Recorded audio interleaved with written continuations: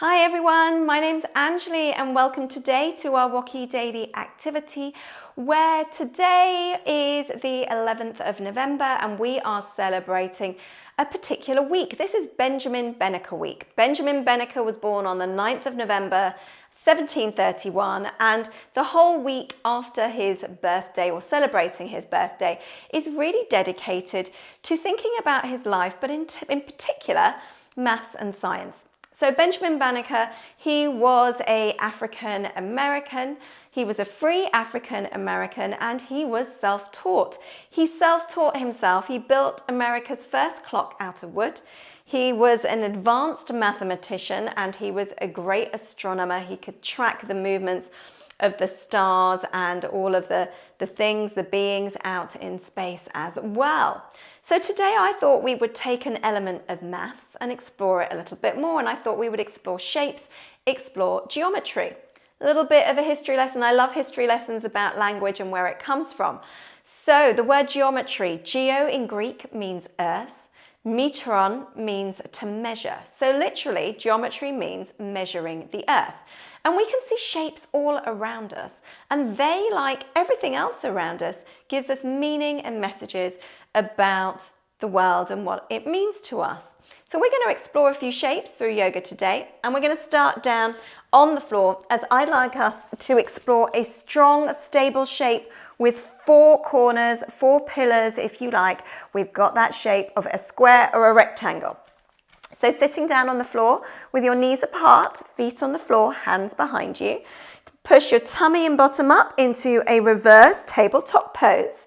Depending on how you feel, you can push your tummy and bottom up as much as you like. Feel the strengthening in particular through your arms. You can squeeze your bottom, your seat, and push up your hips more, and you can really feel your tummy getting strong as well.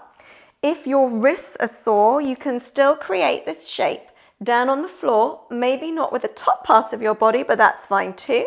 And you can lift your tummy and bottom up as much as feels comfortable. So this whole idea of squares, strength, support, stability, is often associated with the earth, with feeling supported. So if there are times when you just feel like you're running around all the time and you feel like you don't know what to do, we need to draw the strength from the earth, and we can do that by doing things like these tabletop poses, creating real strength through your body to create a strength, stability, a calmness in your mind too. Okay, let's move on to our next shape, which is that of a triangle. So a triangle reminds us that a lot of things in the world come in threes. So we're going to do our triangle today. There is a triangle pose in yoga, but we can make triangle shapes in various different ways in yoga. And today we're going to explore this through a downward facing dog. So come and place your hands on the floor underneath your shoulders, fingers spread apart so that you're not putting too much pressure on your wrists. The weight is going through the whole of your hands and your wrists. We're having our knees underneath our hips, hip distance apart, tuck your toes under, push your hips up to the sky, push your hips up and back, trying to get your ears between your arms, and we're stretching our heels down to the floor as far as they come. If you're not sure about doing this pose and if you're doing it right, remember in yoga there is very little that's right or wrong. Every body is different. Everybody's ability to be able to stretch their legs is different too. So just do, if something feels uncomfortable, then you come down to the floor and stop. If it's a bit of a stretch, that's okay, but it really shouldn't hurt. Now there's other things about triangles where it can give us different information, because we've got different sides of triangles. Some sides of triangles face each other and, if you like, are on the opposite side of the shape. And so it's really interesting that depending on whether the triangle tip is pointing up, that represents, I always forget this, fire and air, so the opposites of fire and air. And then if you've got a downward facing tip to your triangle, we have got the earth and water, so a different type of opposite. Okay, let's come up to standing as we explore our last shape for today's WOCY daily activity. Standing up tall, I'd like you to Put your feet just a little bit wider than hip distance apart. Bend your knees. Raise your arms up. Place them together if you can and stretch. Breathe in.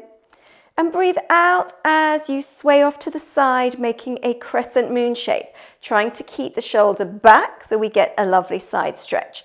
Keep going as you breathe in and as we breathe out, and I'll talk you through just having a think about the significance of the moon. So the moon shows us, I think, a really great illustration, a really great just information and meaning that there are lots of opposites in the world. The moon's all about light and dark. You would not be able to see the moon in the dark without the light of the sun. Okay, so you need light and you need dark. So the light has to shine on something for you to be able to see it. We've also got the movement of the sun and the moon. So sometimes we can see the moon, we can see when it looks like it's growing from nothing into a full moon shape. And this period of time from the new moon to full moon shows us that there is time for action, a time for growth, a time to do new things. And then when we start to see the moon shape disappear from the full moon to the new moon again, it shows us that there is a time for rest, a time for learning, for reflection. It's the learning that is learning from the new things that we have, the new knowledge that we have gained, the new things that we have done when the moon was growing. So, taking your arms down, just rest those arms. You might have decided to stop a little while ago. As I was talking, I just kept going, shaking out your arms and your legs. I hope I've given you some interesting things to think about in terms of the shapes, and you'll see those all around you in the world and think about what information, what meaning that has for you. Whatever else you decide to do today, enjoy. As I say, thank you, world, for all you do have to teach us. Love to you all always. Namaste, and I look forward to seeing you soon.